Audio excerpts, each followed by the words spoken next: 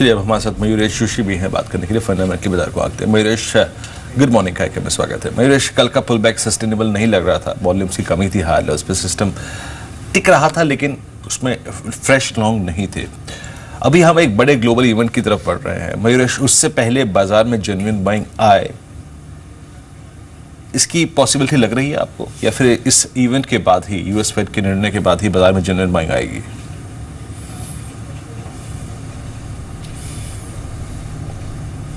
Morning Virendra ji, I think clearly दो event closely monitor करेगा markets. एक तो एफएमसी का, जैसे आपने राइटफुली कहा कि क्या डिसीजन होता है। हालांकि लार्जली मार्केट्स यही फैक्टर कर रहे हैं, looking at the Chinese situation and the global economy, कि फेड शायद सितंबर में ना हाइक करे। And clearly what happens with the RBI policy meet, तो क्लियरली आई थिंक इंडिकेशन, जैसे इंडिया इनकॉर्पोरेशन ने मोदी जी के साथ जब मीटिंग हुई थी, has batted for a rate cut, but the quantum of rate cut will be very very important. तो मेरे हिसाब से I think both these events is going to create some amount of overhang on to the markets. और जो Brazilian downgrade हुआ है, definitely उसका impact दिखेगा, तो वोलेटिलिटी कंटिन्यू होगी। तो मुझे लगता है आई थिंक अनसर्टेनिटी, फियर जो मार्केट्स में बना हुआ है, I think it will get clear after these two events are done. But overall I think markets are in a very very soft state. तो investors with long term perspective अगर हो भी, तो भी I think you have to wait for sharp declines, और बहुत छोटा छोटा पैसा हर डिक्लाइन में डालना चाहिए। जी मयूरेश, आपने कहा कि डिक्लाइंस पर छोटे छोटे ट्रांचेस में मार्केट में पैसा इन्वेस्ट करना चाहिए, तो ऐसे में किन स्टॉक्स को अप्रोच करना चाहिए? लार्ज कैप्स में, मिड कैप्स में आपकी चॉइसेस क्या हैं जहां पर ऑन डिप्स अप्रोच करने की आप सलाह दे रहे हैं? Morning Deepali ji, I think clearly एक मिक्स होना चाहिए। ऐसे नहीं है कि मिड कैप के सारे ही स्टॉक्स बुरे हैं। I think a lot majority mid cap universe में फंडामेंटल के आगे भाग गए थे इन terms of stock prices. But clearly bottom up approach हो, जहाँ वैल्यूएशन अभी भी रीजनेबल हो, वहाँ पे हमें लगता है कि any sharp decline should be used as an opportunity to have partial accumulations. So stocks like Inox wind, जो मुझे काफ़ी पसंद आ रहा है after the sharp fall that we have seen, अच्छी ऑर्डर बुक है, मार्जिन इंप्रूवमेंट आ सकता है। केपिक्स किया है इन्होंने मध्य प्रदेश में, जो टाइमली केपिक्स की वजह से इनकी आई थिंक जो ईपीएस ग्रोथ है वो सब्सटैंशियल होगी। Bajaj electrically something I continue to like for a long time. I think अच्छी खासी टर्न अराउंड स्टोरी है। ENP segment has shown signs of huge revival, और हमें लगता है आई थिंक बिट प्रॉफिट्स में आएगी ENP segment in FY17 from losses posted in FY15, जिसकी वजह से I think overall EBITDA margins should sustain, और ओवरऑल जो लॉसेस कंपनी ने पोस्ट किए थे that should come into profit with consumer durables and LED giving support. Clearly I think from the large cap space मुझे लगता है I think private sector banks declines पे अभी भी अच्छे लग रहे हैं। Valuations have reasonably got modified after the sharp correction that we have seen, और अर्निंग्स ग्रोथ काफी डिसेंट हो सकती है, क्योंकि एसेट क्वालिटी और credit growth I think has held up for private sector banks. Having said that, I think चुनिंदा pharma company जैसे Aurobindo pharma, Sun pharma declines पे अगर मिलते हैं, तो मुझे लगता है I think the growth story there still continues, और valuations compared to the other pharma stocks are not too expensive. Mayuresh, Amtek auto, Castex, इनमें जो लोग ट्रैप हैं वो क्या करें अब इस वक्त? उनके पास कोई विकल्प तो है नहीं। आई थिंक ये मेरा सवाल जो है वो शायद इसका कोई बहुत बड़ा मीनिंग नहीं है, लेकिन एक बार होता है कि आपको निर्णय लेना पड़ता है कि भाई मैं 30 रुपये भी निकाल लूँ कि नहीं निकाल लूँ। क्योंकि यूनिटेक के केस में ऐसा हुआ, जेपी के ऐसे केस में हुआ, जुजलॉन के केस में ऐसा हुआ। हालांकि वहाँ पर दिक्कतें इतनी नहीं थी, वहाँ सिस्टम रिस्क भी बहुत था, लेकिन यहाँ सिस्टम रिस्क नहीं है, स्पेस बढ़िया है, दौर अच्छा था, इंडस्ट्री अच्छा कर रही थी, लेकिन आपकी करतूत ही ऐसी थी कि भाई ये होना ही था। 30 रुपये मेरे को स्क्रीन पे विजिबल है एमटेक ऑटो में, क्या ये भी लेके निकलना समझदारी होगी?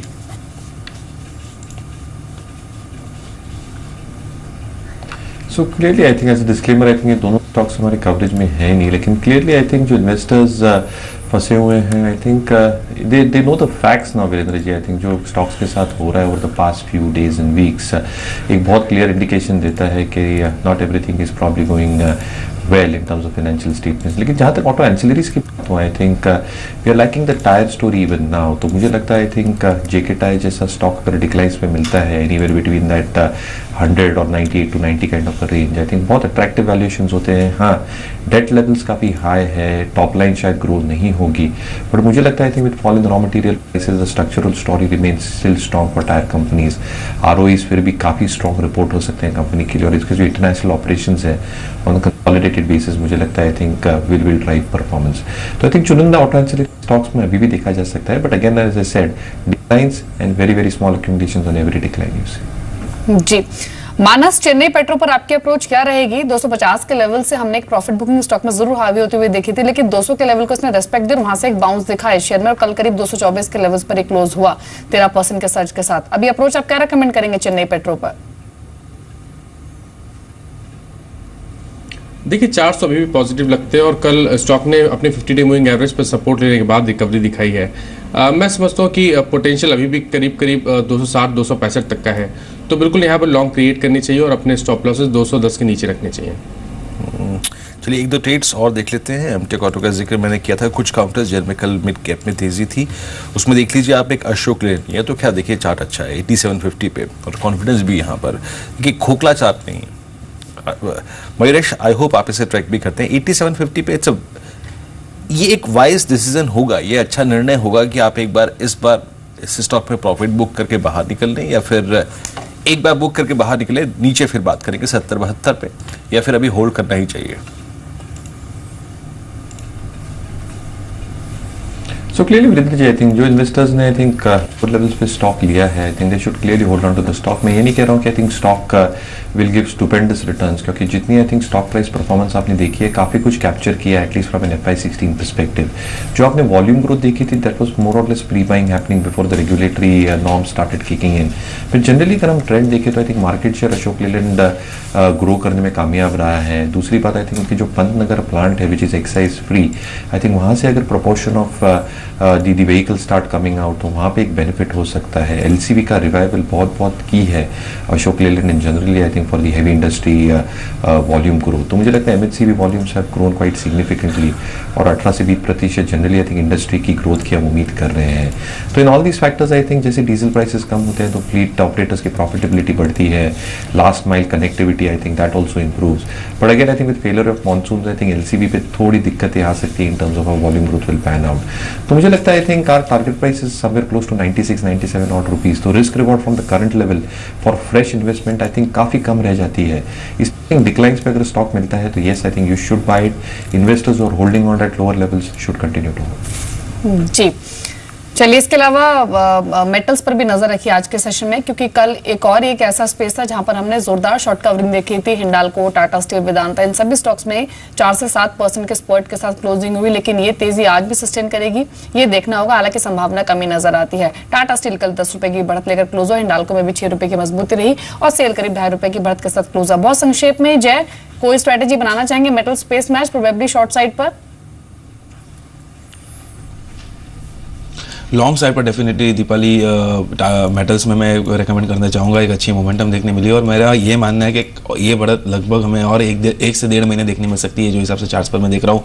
टाटा स्टील में 225 से लेकर 228 का एक अच्छी सपोर्ट रेंज बन चुकी है। Tata steel I think definitely buy करना चाहिए अगर थोड़ा भी डीप देखने मिले तो। आई थिंक 228 के नीचे स्टॉप लॉस लगाकर ये स्टॉक को टारगेट करना चाहिए। ऑन दी अपसाइड 252 से लेकर 260 की रेंज के लिए बहुत ही बढ़िया स्टॉक लग रहा है। चलिए, ये रही बात मेटल्स पे, लेकिन अब शेयर लाइव का अंत रुक करते हैं फर्स्ट ट्रेड का, रुक करते हैं अब तक की सुर्खियों का। फर्स्ट ट्रेड में आप सभी का स्वागत है। हम फर्स्ट ट्रेड में बात करेंगे आज की आपकी ट्रेडिंग रणनीति। हार लेवल्स पे कल टूका नहीं बाजार, आज की आपकी रणनीति क्या हो शॉर्ट साइड पे। आपके स्क्रीन पर ग्राफ देखें, इस वक्त इंडिकेटिव एक्शन 15 अंकों पर निफ्टी करीब 7828 के स्तर पे, 11 अंक नीचे सेंसेक्स, हालांकि शायद एक छलावा है। BPCL में 27 रुपए की तेजी है। गेल बिल्कुल फ्लैट, M&M 24 रुपए ऊपर 1194 का स्तर यहां पर, और LNT करीब 1585 पर 7 रुपए नीचे। भारतीय टेल 1.5 रुपए ऊपर 356 के स्तर पे। मारुति 4260 पे 45 रुपए नीचे। रिलायंस लगभग 874 पर बिल्कुल फ्लैट। केन इंडिया 149 के स्तर पे 1 रुपए नीचे है, और टाटा मोटर्स बिल्कुल फ्लैट 345 के स्तर पे कारोबार करता हुआ। HDFC बैंक 1010 के स्तर पे 6 रुपए नीचे। बजाज ऑटो 25 रुपए नीचे 2245 के स्तर पे। ITC लगभग 312.50 पे 2 रुपए नीचे, और सिप्ला 656 पर 45 पैसे का यहाँ पर एक गिरावट है। हीरो मोटोकॉर्प बिल्कुल फ्लैट 2344 पे। HUL 7 रुपए 80 पैसे ऊपर 810 के स्तर पे। टाटा पावर 59 पे 95 पे 75 पैसे ऊपर, और इस बीच फॉरेक्स मार्केट की ओपनिंग हो चुकी है लगभग 31 पैसे की आई थिंक कमजोरी के साथ। जी हाँ, 6641 के अगेंस्ट लगभग 6672 यानी 31 पैसे की भारी कमजोरी के साथ। और देखिए, ये एक रिएक्शन है कि आपने एक दिन मजा उठाया, आपने एक दिन मजा इस बात का उठाया कि चाइना के एक्सपोर्ट इंपोर्ट के आंकड़े खराब आए, वहां पर यूएस में ब्याज दरों के जो बढ़ने की पॉसिबिलिटी शायद स्ट्रीट ने ये लगा ली कि नहीं होगा, हमने भी ये सोच लिया था, लेकिन अब एक नया डर एक बार फिर से, क्योंकि हम इस इवेंट के बेहद नज़दीक हैं, मुझे लग रहा है, और लगभग 31 पैसे की कमजोरी के साथ भारतीय रुपया। और इस बार ओपनिंग के साथ बहुत बड़ा जो गैप डाउन ओपनिंग हुई है, उसके साथ ये हो गया है कि 67 के साइकोलॉजिकल लेवल पर हमने कहीं ना कहीं दाव लगा दिया है। अब ट्रेडर्स के पास एक स्कोप आ गया है कि वो 67 के बारे में सोचें। ये 6630 होता, 20 होता, 25 होता तो 650 पे जाके और 6660 पे जाके थोड़ी सी रहम आती, लेकिन अब वैसा नहीं होगा। अब इस वक्त 67 का जो कहीं ना कहीं लेवल है वो आज के ट्रेडिंग सेशन के स्कोप में है, दायरे में है, सोच के दायरे में है। खैर, मैं अब जरा यहाँ से हटता हूँ, रुपए से हटता हूँ और इंडिकेटिव एक्शन पे फिर लौटता हूँ। इन्फोसिस लगभग 18 रुपये ऊपर। देखिए, Infosys, TCS, HCL technologies, Wipro, इन सभी के लिए आज सुबह सुबह एक स्ट्रॉन्ग मोमेंटम इंडिकेटर बना है रुपया 31 पैसे की कमजोरी के साथ। रजत जी बिल्कुल, इंटरनेशनल क्यूज वीक, रुपए की कमजोर ओपनिंग, साफ तौर पे आज शुरुआती टिक्स तो कमजोर आएंगे, लेकिन आज की तैयारी करते हैं। मेरे सहयोगी मेरे साथ जुड़े हैं, रोहित, संदीप और मनीष, अलग अलग टॉपिक्स लेके। सबसे पहले रोहित, मैं आपके पास आता हूं, आज की तैयारी, ट्रेडिंग पिक्स बताएं। गुड मॉर्निंग रजत। अगर देखें तो यहाँ पर जो कॉल्स आई हैं ज़्यादातर यहाँ पर बिकवाली के सौदे आए हैं। शुरुआत करेंगे हिमांशु शर्मा की कॉल से, जहाँ पर अपोलो टायर्स पर यहाँ पर बिकवाली की सलाह दे रहे हैं। करीब 173 रुपये तक के लक्ष्य देखने को मिल सकते हैं। 180 का स्टॉप लॉस भी मेंटेन करने को बोला है। वहीं बैंक ऑफ बड़ौदा पर उन्हें लगता है कि बिकवाली करनी चाहिए, करीब 174 तक के लक्ष्य देखने को मिल सकते हैं। वहीं 183 का एक स्टॉप लॉस भी रखने को बोला है। इसके अलावा अगर आप पुनीत किन्ना की कॉल्स पर नजर डालें तो यहाँ पर उन्होंने अरविंद लिमिटेड पर बिकवाली की सलाह दी है। करीब 256 रुपये तक के लक्ष्य देखने को मिल सकते हैं। 272 का स्टॉप लॉस रखने को बोला है। वहीं कावेरी सीड्स पर भी वो बेरिश है, 410 तक के लक्ष्य सुझाए हैं। करीब 400 और 460 का स्टॉप लॉस भी रखने को बोला है। इसके अलावा गौरव रानाडे की कॉल्स पे देखें तो उन्होंने दोनों खरीदारी के सौदे दिए हैं। पहला दिया है टाटा स्टील पर, जहां पर उन्हें लगता है 248 तक के लक्ष्य देखने को मिल सकते हैं। 235.5 का एक स्टॉप लॉस भी मेंटेन करने को बोला है। और साथ में GHCL, यहां पर उन्हें लगता है कि खरीदारी का सौदा बनता है। 127 के लक्ष्य के साथ 119 का स्टॉप लॉस रखने को बोला है। चलिए, तो ये कुछ सौदे जो आज आपके ट्रेड में बना सकते हैं। इसमें एक बहुत एक्साइटिंग कॉल थी टाटा स्टील, खरीदारी का सौदा। इनफैक्ट उसी में बात कर लेता हूं, क्योंकि स्टील इंडस्ट्री के लिए एक बड़ी खबर है आज के सत्र में। संदीप, बताएं खबर क्या है? इंपोर्ट ड्यूटी बढ़ाने की मांग की गई है, कितने क्वांटम में और कब तक? और देखिए, पूरे स्टील सेक्टर के लिए जो घरेलू डोमेस्टिक कंपनीज हैं उनको सेफगार्ड करने के लिए एक ड्यूटी लगाने की बात की जा रही है। और 20% तक का जो क्वांटम है उसकी बात की जा रही है कि 20% सेफगार्ड ड्यूटी लगाई जा सकती है। दरअसल ये जो सिफारिश है डायरेक्टर जनरल ऑफ सेफगार्ड की ओर से देखने को मिली। और जो घरेलू दिग्गज स्टील कंपनियां हैं उन्होंने 27 जुलाई को DGS के सामने ये मांग रखी थी कि जिस तरह से स्टील का इंपोर्ट बढ़ रहा है उससे कहीं ना कहीं जो HR कॉयल्स है उसके ऊपर 4 साल के लिए सेफगार्ड ड्यूटी लगाई जाए।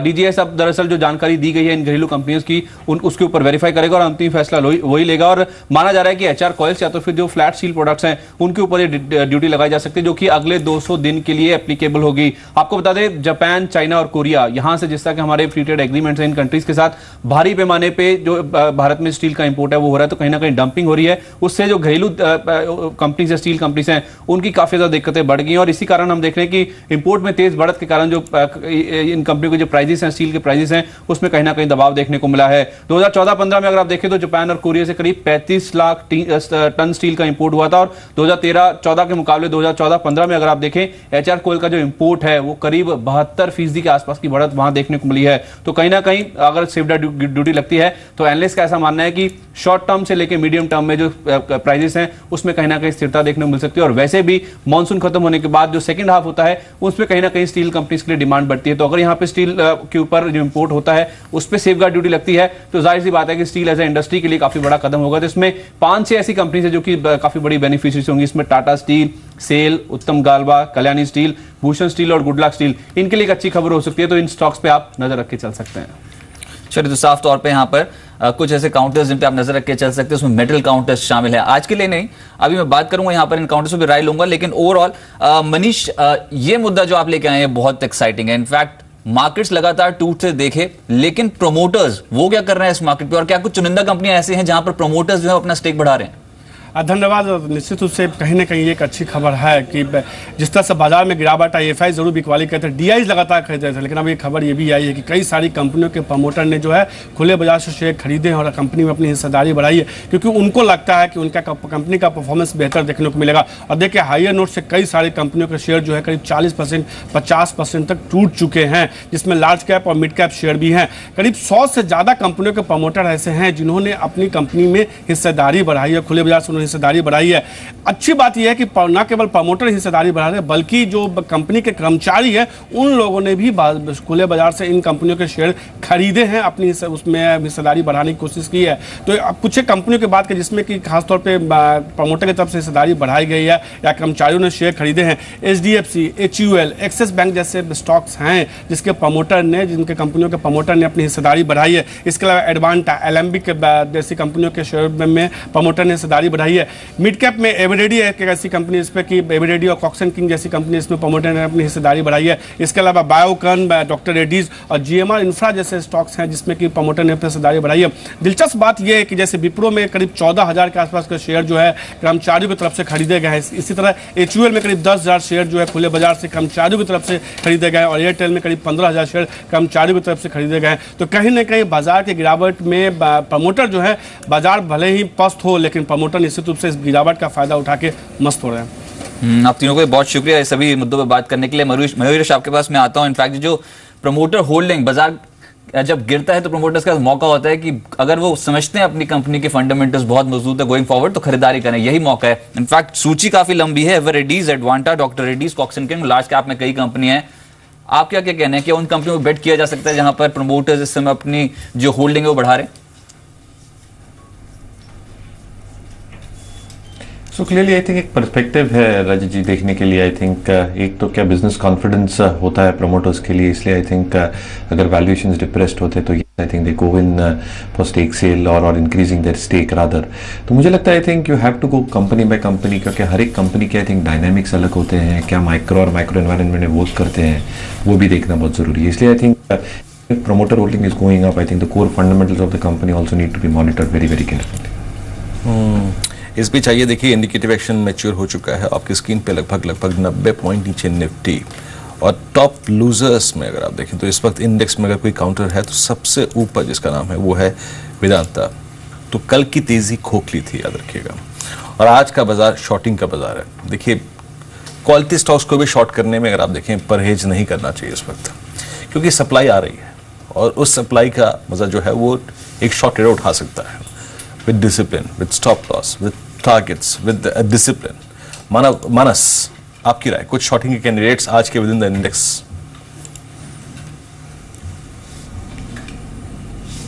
देखिए शॉर्टिंग के कैंडिडेट की बात करिए तो मेरा 2 सेक्टर पे मानना है। पहला तो बैंकिंग और दूसरा मेटल। ये दोनों में काफ़ी स्टॉक्स ऐसे हैं जो अभी भी चार्ट पे वीक लगते हैं। कुछ स्टॉक्स को अगर आप मेटल में छोड़ दें तो अभी भी ऐसा लगता है कि शायद हमें डाउनसाइड देखने को मिलेगा, स्पेशली वेदांता और हिंडाल्को। ये 2 स्टॉक ऐसे हैं जहां पर मैं समझता हूँ अभी भी शॉर्टिंग अपॉर्चुनिटी है। वैसे ही अगर बैंकिंग की बात करिए तो बैंकिंग में भी मिड कैप बैंकिंग अभी तक इतना स्ट्रेंथ नहीं दिखा रहे। पिछले 2 दिनों की रैली के बाद भी काफ़ी स्टॉक्स ऐसे हैं जहां पर ऐसा लगता है कि शायद अभी शॉर्टिंग अपॉर्चुनिटी है। स्पेशली अगर आप बात करिए इलाहाबाद बैंक, सिंडिकेट बैंक, ये सब ऐसे स्टॉक हैं जो चार्ट्स पे अभी भी वीक लगते हैं। तो मेरी राय में यहाँ पर शॉर्ट बनाने चाहिए, बट अपने स्टॉप लॉसेस जरूर लगाएं। जय, फार्मा सेक्टर कैसा लग रहा है अभी आपको? इनफैक्ट पार्टिसिपेशन लेवल बहुत कम हो गया है, चाहे वो दिग्गज कंपनियां क्यों ना हो। डॉक्टर रेड्डी, सनफार्म और ऑरोबिंदो फार्मा इतने स्ट्रांगली रिटर्न्स नहीं जनरेट कर नहीं पा रहे हैं, और साथ ही साथ वोकहार्ट, स्ट्राइड्स, आर्को लैब में भी रिटर्न्स इतने स्ट्रांग नहीं मिल रहे हैं। क्या लगता है शॉर्टिंग अपॉर्चुनिटी निकलती है स्पेस में? रजत, बिल्कुल। इनफैक्ट यही एक ऐसा स्पेस है फार्मा स्पेस जिसमें मैं ज़्यादा एक बैरिश हो चुका हूँ अभी, बिकॉज लास्ट वीक हमें जो सेलिंग देखने मिली थी फार्मा में, क्लियर एक ब्रेकडाउन देखने मिला था प्रीवियस लो के नीचे। डेट क्लियरली शोज के एक lower top lower bottom formation अब फार्मा CNX फार्मा इंडेक्स में देखने मिल चुका है। और उसमें मेरा मानना है कि स्टॉक्स लाइक डॉक्टर रेड्डीज है, वो कि लुपिन हो, इनमें शॉर्ट पोजीशंस इनिशिएट कर सकते हैं। ऑरोबिंदो फार्मा भी मुझे काफ़ी वीक लग रहा है और काफ़ी ओवरबोट जोन से रिवर्स हुआ था, आई गेस वहाँ पे भी एक शॉर्ट कर सकते हैं।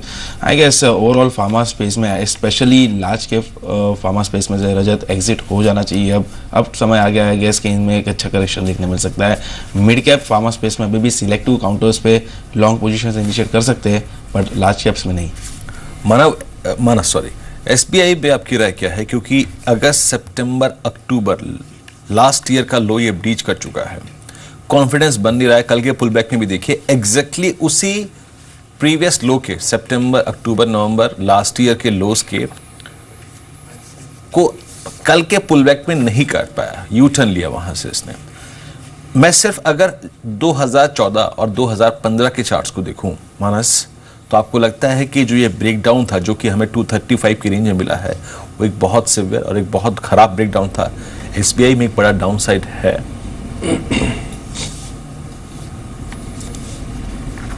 देखिए पिछले 2 हफ्ते में बड़ा डिसअपॉइंट किया है SBI ने।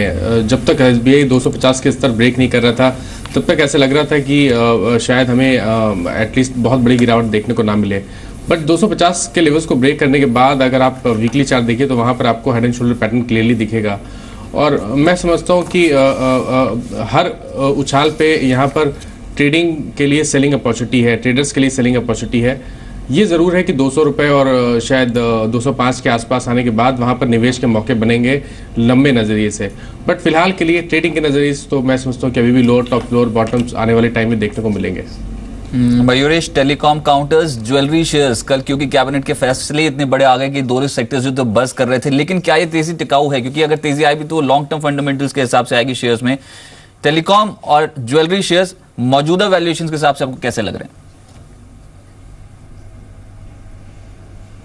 Clearly, I think at this point of time, I think jewelry shares will be a clear avoid. Okay, I think वहाँ पे I think we still need to see good financial start coming out consistently. जहाँ तक telecom का सवाल है रजत जी, I think telecom जो sharing का कल आया था, I think it is a positive move, लेकिन कितने ऑपरेटर्स इसका लाभ उठा पाएंगे? I think that one really needs to identify circle by circle, क्योंकि वहाँ पे एक 25% के I think एक अपर लिमिट भी डाल के रख दी है।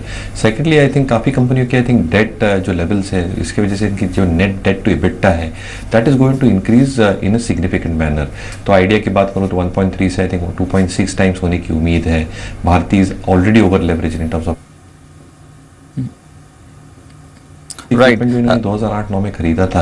I think that will come under operating maintenance. So okay sir, Jay ji मैं आपके पास आता हूं। इनफैक्ट अगर रुपए में गिरावट हुई तो एक सेक्टर जहां पर छुपने का मौका मिलेगा वो है IT। क्या अभी आप कोई ट्रेड इनिशिएट करना चाहेंगे या वेट एंड वॉच की पॉलिसी है? दिग्गजों पे TCS, इन्फोसिस की बात कर रहा हूं मैं। I think Rajat definitely TCS मुझे काफ़ी बेटर लगता है इन्फोसिस से। इन्फोसिस में एक bearish head and shoulders kind of pattern के एक रनिंग ट्रायंगुलर पैटर्न फॉर्म हो रहा है, बट TCS क्लियरली काफ़ी समय से एक अच्छी रेंज में ट्रेड कर रहा है और इसमें 2450 के levels Rajat on the down side break होते हुए नहीं नजर आया और बार बार ये स्टॉक वहीं से सपोर्ट लेकर ऊपर की तरफ 2700 के लेवल्स के तक इंच करता है। I think it's a good risk reward situation again in TCS। यहाँ पे डेफिनेटली एक लॉन्ग पोजीशन इनिशिएट करनी चाहिए। HCL टेक्नोलॉजी भी एक रेंज में ट्रेड कर रहा है, उसमें भी लॉन्ग कर सकते हैं, और टेक महिंद्रा, ये तीनों ही स्टॉक IT स्पेस में मुझे काफ़ी अच्छे लग रहे हैं। लॉन्ग साइड पर तीनों में ही इनफैक्ट लॉन्ग पोजीशन इनिशिएट कर सकते हैं। बेस्ट पिक इसमें से रहेगा टेक महिंद्रा और TCS।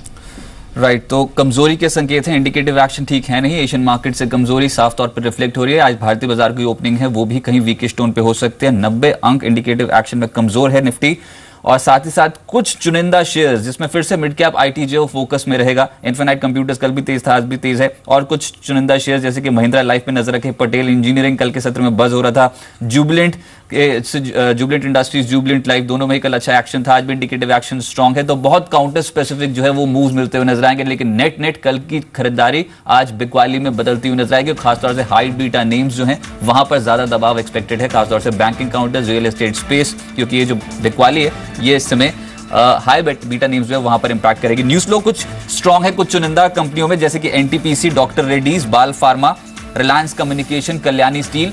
इन सभी शेयर्स पे जो न्यूज फ्लो है वो पॉजिटिव है और कुछ रिएक्शन जरूर देखने को मिल सकता है। इंडिकेटिव एक्शन 90 अंकों की फॉल शो कर रहा है। 100 अंक रजत, 100 अंक ऑलमोस्ट नीचे टिक गए 7713 के स्तर पे, और लगभग 312 अंक नीचे सेंसेक्स 25403 के स्तर पे। तो कल के पुल बैक को हमने ऑलमोस्ट अगर देखें पूरा का पूरा सरेंडर कर दिया है।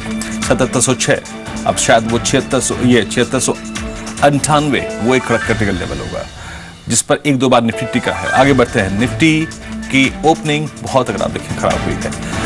आज का पुल बैक देखिए, मैं कल का जो पुल बैक था वो किस तरीके से सरेंडर हो रहा है। वेदांता कल का टॉप गेनर था, Hindalco, yes bank, PNB, NMDC, शक्लो सूरत बिल्कुल वही है लेकिन कुछ पलटी हुई।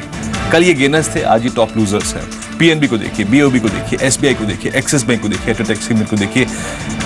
कल टेस्ट ऑफ जो स्ट्रेंथ जिस कॉन्सेप्ट की हमने बात की थी उसको इसने पास नहीं करा था, और आज अगर आप देखिए क्लियरली विजिबल है कि उसी ट्रेजेक्टरी पे मार्केट चल रहे हैं जिस ट्रेजेक्टरी पे कल से पहले थे, जिस ट्रेजेक्टरी पे परसों से पहले थे, उस ट्रेजेक्टरी पे मार्केट एक बार फिर से आए हैं। निफ्टी लूजर्स आपकी स्क्रीन पे इस वक्त आप देखें, बैंकिंग स्ट्रांगली प्रेजेंट इस वक्त लूजर्स में।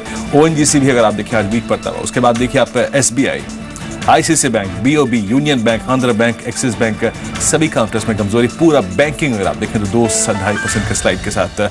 मैं एक बार बैंक निफ्टी भी देखूंगा। आप देखें PNB, yes bank, bank of India, Canara bank, Karnataka bank, IDBI bank, इन सभी काउंटर्स में गिरावट। अब देखिए फॉल जो है बढ़ रहा है 2.5 से 3, 3 से 3.25 और आप देखिए अभी करीब करीब 3% पीएनबी लूज कर चुका है। आगे बढ़ते हैं बैंकिंग के बाद कुछ और सेट ऑफ स्टॉक्स को देखते हैं। टेलीकॉम शेयर आज हकीकत आपकी स्क्रीन पे है। कल खबर अच्छी थी लेकिन हार लेवल्स पे टिक नहीं पाए। भारत एयरटेल 4 रुपए नीचे, आईडी नीचे।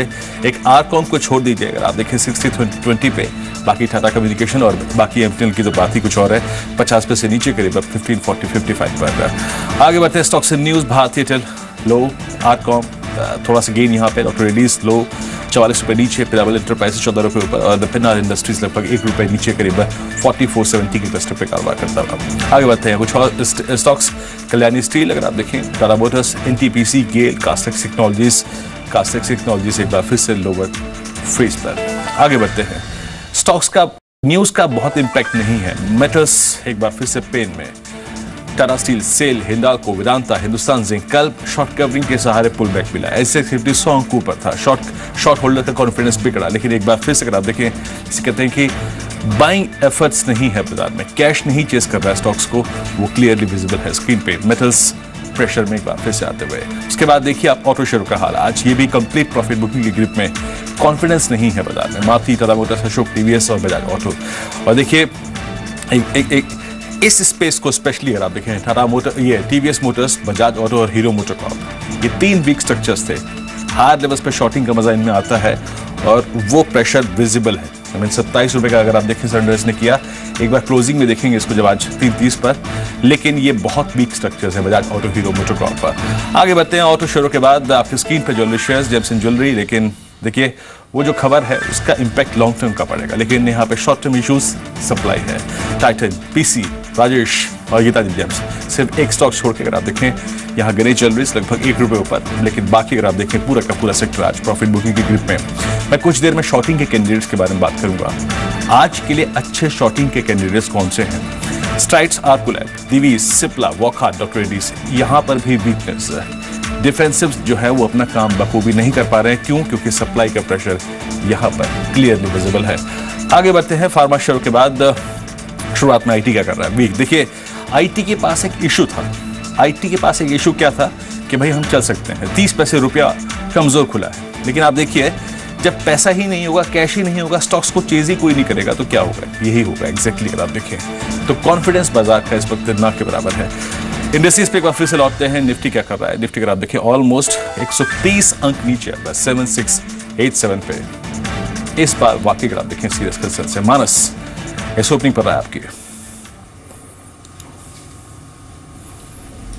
देखिए ओपनिंग तो डेफिनेटली वीक हुई है। जैसे मैंने पहले मेंशन किया था कि lower top lower bottoms clearly charts पे दिखते हैं, तो शायद आने वाले टाइम में और इवन अगर आप इंट्राडे की बात करें तो भी मैं समझता हूँ कि 7600 तक के लेवल्स निफ्टी में देखने को मिल सकते हैं। तो अगर शॉर्टिंग करना चाहते हैं तो एक छोटा सा उछाल जब निफ्टी 7700 के आसपास आए तो वहाँ पर शॉर्टिंग अपॉर्चुनिटी बनती है, जिसके स्टॉप लॉसेस 7735 के आसपास रहेंगे।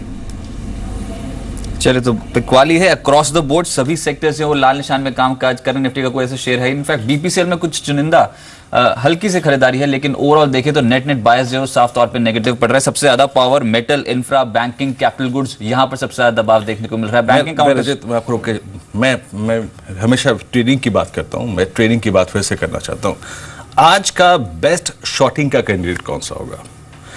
देखिए जहां रेंज ब्रेकडाउन हो रहा है, याद रखिए आज का मानस में आपकी राय चाहूंगा। अगर आप मेरे से सहमत हो तो बात करिएगा, नहीं हो तो आप अपना भी कर सकते हैं। लेकिन द बेस्ट शॉर्टिंग कैंडिडेट आज का पहला trade, let's take United Breweries. एक कंप्लीट ब्रेकडाउन, कंप्लीट एक राउंडिंग टॉप बना था इसका जुलाई से लेकर 850 के में, और फाइनली अब एक और ब्रीच, एक और ब्रेकडाउन होने वाला है और वो है 800 के जोन में। याद रखिएगा 800 जहां टूटा और इनफैक्ट उसके बाद ये कम से कम नहीं तो 50 रुपए के डाउन साइड के लिए काउंटर तैयार हो रहा है। नजर रखिएगा आप यूनाइटेड ब्रेवरीज पे। टेक्निकली बहुत weak, it's a part of derivatives, so you can go short. आप इस पे शॉर्ट भी आ सकते हैं अगर आपका रिस्क एपेटाइट कहता है। देखिए स्टॉप लॉसेस यहां पे डिफाइंड है, मेरे ख्याल से 840, 835, 832 ये आपके स्टॉप लॉसेस हो सकते हैं। लेकिन एक बेस्ट शॉर्टिंग कैंडिडेट आपके स्क्रीन पर विजिबल है। मैं देख रहा हूं कि किस तरीके से ये साइकोलॉजिकल लेवल जो 800 का है उसको ब्रीच करेगा। कॉन्फिडेंस नहीं है, सप्लाई है, बायर कोई नहीं है कैश में, और वही अगर आप देखें इस स्टॉक को बेयर्स की ग्रिप में डालेगा। बाना साहब की राय क्या होगी? अगर एक सुपर एग्रेसिव ट्रेडर जो रिस्क ले सकता है 20-22 रुपए का, उसको देखना चाहिए इसको शॉर्टिंग के कैंडिडेट के तौर पे? बिल्कुल शॉर्टिंग के तौर पे देखना चाहिए। देखिए सबसे इम्पोर्टेंट ये है कि लोअर टॉप लोअर बॉटम बनाने के बाद स्टॉक अपने 200 डे मूविंग एवरेज के नीचे लगातार करीब 15-20 ट्रेडिंग सेशन से चल रहा है, और अगर 800 के स्तर ब्रेक होंगे तो डेफिनेटली करीब 40-50 रुपए का डाउनसाइड जरूर देखने को मिलेगा। तो आपकी राय बिल्कुल सही है कि यहाँ पर एक शॉर्ट क्रिएट किया सकते हैं, बट वही कि आपको स्टॉप लॉस जरूर रखना है क्योंकि मार्केट वोलेटाइल है, इसलिए 935 का स्टॉप लॉस जरूर रखना है। जय, आखिरी सवाल होगा आपसे, ओएमसीज कैसे लग रही हैं, बीपीसीएल, एचपीसीएल? ओवरऑल ओएमसीज में मेरा ये मानना है कि एक यहाँ पे एक अच्छी सेलिंग देखने मिल सकती है। ओवरऑल जो प्रीवियस फॉल देखना है हमें, एक काफ़ी अच्छी इम्पल्स पैटर्न देखने मिली है और उसके बाद सारे ही स्टॉक से कंसोलिडेट कर रहे हैं। मेरा ये मानना है जो भी बाउंस हमें देखने मिला है उसे एक सेलिंग अपॉर्चुनिटी के तौर पे ही लेने चाहिए, बिकॉज एक अच्छा बाउंस रिट्रेसमेंट देखने मिल चुका है। आईओसी में आई थिंक एक बेहतरीन शॉट बनता है इस लेवल्स पे। Previous wave was a clear 5 wave declining structure, उसके बाद ये स्टॉक ने ट्रायंगल पैटर्न में कंसोलिडेट किया है। ये कंसोलिडेशन जैसे ही खत्म होगा, ये pull back, I think IOC में काफ़ी भारी गिरावट देखने मिल सकती है। तो आईओसी इसमें से टॉप शॉट रहेगा मेरा। जी चलिए जय, बहुत बहुत शुक्रिया आप इस कार्यक्रम में शामिल हुए। सभी काउंटर्स और इंडस्ट्रीज पर अपनी राय रखी आपने। मैंने यूनाइटेड ब्रेवरीज का जिक्र किया था, देखिए मानस का अप्रूवल था उस ट्रेड पर, और काउंटर अब डे लो पर 804 का लो लगा के आ चुका है। याद रखिए अगर आपका ट्रेड ग्रिप में है तो थोड़ा सा इंतजार करिए, ये 800 पे क्या करेगा। 800 एक सबसे बड़ा क्रिटिकल लेवल है। 800 टूटने के बाद इसमें लिक्विडेशन कुछ भारी होगा, अगर आप देखें काफी भारी लिक्विडेशन होगा। 800 सबसे बड़ा क्रिटिकल लेवल रहेगा। मार्केट सपोर्ट नहीं कर रहा है, निफ्टी करीब 108 अंक नीचे, हार्डली कुछ गेनर्स है, उसमें एक बीपीसीएल है, उसमें एक टेक महिंद्रा है और उसमें एक टीसीएस है। तो आईटी को एक एडवांटेज मिलना था, वो मिल रहा है, लेकिन नॉट द एंटायर स्पेस, पूरे स्पेस को नहीं, इन्फोसिस को नहीं, विप्रो को नहीं, और टेक महिंद्रा को मिल रहा है, टीसीएस को मिल रहा है, एचसीएल टेक्नोलॉजीज को नहीं मिल रहा है। मैंने अभी यहाँ पे आप देखिए बीपीसीएल की बात की, कल मैंने नीलेश शाह से भी, अगर आप देखिए इनफैक्ट कुछ दिनों पहले मेरा डिस्कशन हुआ था नीलेश शाह के साथ, आज वो फिर हमारे इस कार्यक्रम में है, उनसे बात करेंगे कुछ देर में। लेकिन इसी पे आउटलुक की बात की थी कि बीपीसीएल पे क्या आउटलुक रखना चाहिए, एचपीसीएल पे क्या आउटलुक रखना चाहिए, ओजीसी पे क्या आउटलुक रखना चाहिए। अभी इन लेवल्स पे क्रूड जहां पे आ चुका है मयूरेश, बीपीसीएल 829, हालांकि एक रिस्की काउंटर बन रहा है धीरे धीरे, ये टेक्निकली 800 के नीचे टेक्निकली काफी रिस्की हो जाएगा। 830 पे इट्स अ वाइज डिसीजन, एक अच्छा निर्णय होगा कि आप प्रॉफिट बुक करके बाहर निकल जाएं यहां से।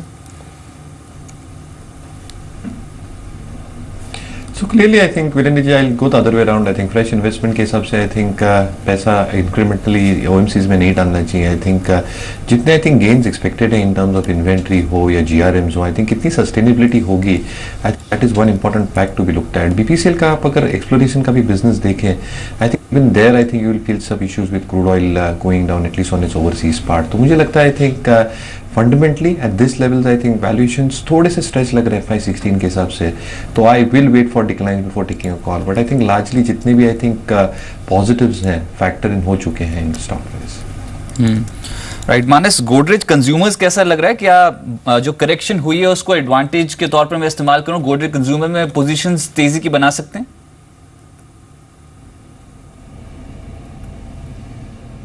देखिए जब हम वीकली चार्ट देखते हैं तब तो लगता है कि नहीं, बेहतर रहेगा कि जब स्टॉक 1125 के स्तर को ब्रेक करे तब वहां पर आप शॉर्ट बनाए, उससे पहले शॉर्ट ना बनाए। 1125 स्टॉक का 200 डे मूविंग एवरेज है, तो वहां तक इंतजार कर लें, और अगर लॉन्ग करने हैं तो जब तक स्टॉक 1210 1220 के लेवल्स जो कि इसका 100 डे मूविंग एवरेज है वो ब्रेक ना करे तब तक लॉन्ग ना बनाए। चलिए अभी जरा टॉप लूजर्स को देखते हैं, वो काउंटर जहां पे सबसे ज्यादा गिरावट है। आप देखिए त्रिभुवन दास, भीमजी जावेरी यहाँ पर लगभग 2.5% की, और आई थिंक ट्राइडेंट को देखिए 32-25, लुधियाना बेसिक छोटी सी कंपनी है अगर आप देखेंगे, और चला बहुत था ये स्टॉक, 25 से करीब 50 हो गया था, 32 पे आ चुका है एक बार फिर से। ये प्रकाश दीवान की कवरेज लिस्ट में था, लेकिन मैं इसका जिक्र कर रहा हूँ। अच्छी फंडामेंटली स्ट्रॉन्ग कंपनियों पर नजर रखिएगा, मैं ये नहीं कह रहा हूँ आज खरीदिएगा, लेकिन नजर रखिएगा, थोड़ा कंपनी के बारे में पढ़िए, प्रमोटर्स के बारे में पढ़िए, उन्होंने क्या किया है, कारोबार कैसे बदला है, पोर्टफोलियो कैसे चेंज किया है, उससे पढ़िएगा। फिर आप देखिए शेयर कंपनी, ये करीब 5% नीचे है, 2 रुपये गिरावट यहाँ पर है। डेली गियर एंटरप्राइजेस में ज़्यादा गिरावट है इस वक्त। उसके बाद देखिए आप प्राज इंडस्ट्रीज 80 के स्तर पे ₹3.25 नीचे कारोबार करता हुआ। नितिन फायर प्रोटेक्शन 38 पे 86 पे ₹2 नीचे, लगभग 5% की गिरावट यहाँ पर है। मार्केटर 20.90 पे लगभग 4% नीचे। फिर आप देखिए एक लेंको इंफ्रा ₹3 पे आ गया है। इंफ्रास्ट्रक्चर आप 20-25 रुपए खर्च करिए, इंफ्रास्ट्रक्चर की तमाम कंपनियां आ जाएंगी इस वक्त। ₹3 का लेंको है, बाकी गैमर इन्वेंट मिला लीजिए तो 20-22 रुपए से ज़्यादा नहीं होगा। आगे बढ़ते हैं। उसके बाद देखिए आप एक इन्फो एज लगभग ₹4 नीचे, ₹32 की गिरावट के साथ 4% नीचे, माफ कीजिएगा 777 पर। ये Info Edge, Just Dial, Jubilant Foods, Apollo Hospitals, ये कुछ ऐसे स्टॉक्स हैं जिनको बाजार ने एक्स्ट्रा प्रीमियम दिया था। क्योंकि देखिए इस स्पेस में क्या था, मैं आपको बताऊं, इन्फो थोड़ा खुल के बात कर लेते हैं इन पे। ये एक ऐसे स्टॉक्स थे जिनके कोई पीयर्स नहीं थे, ये अकेले थे। अगर आप देखिए जैसे एक आपका ये जिम वाली कंपनी कौन सी हो गई, तलवाकर फिटनेस, इनके कोई पीयर्स नहीं थे, तो बाजार ने इनको एक सुप्रीम एडवांटेज दिया। इनको अगर आप देखें एक वैल्यूएशन कंफर्ट मिला था। लेकिन जब बाजार टूटता है ना, तब फिर क्या होता है, वैल्यूएशन चले जाते हैं पीछे, भाई बेचो अभी। मेरे आप मेरी बात से सहमत हैं क्या? क्या हमने इनको एक एक्स्ट्रा एडवांटेज दिया था, जस्ट डायल को एक्स्ट्रा एडवांटेज दिया था, अपोलो को, हालांकि अपोलो का पीयर है एक फोर्टिस हेल्थ केयर, लेकिन यहां पे थोड़ा रिस्क बढ़ गया है। मयूरेश, आप मानते हैं इस बात को?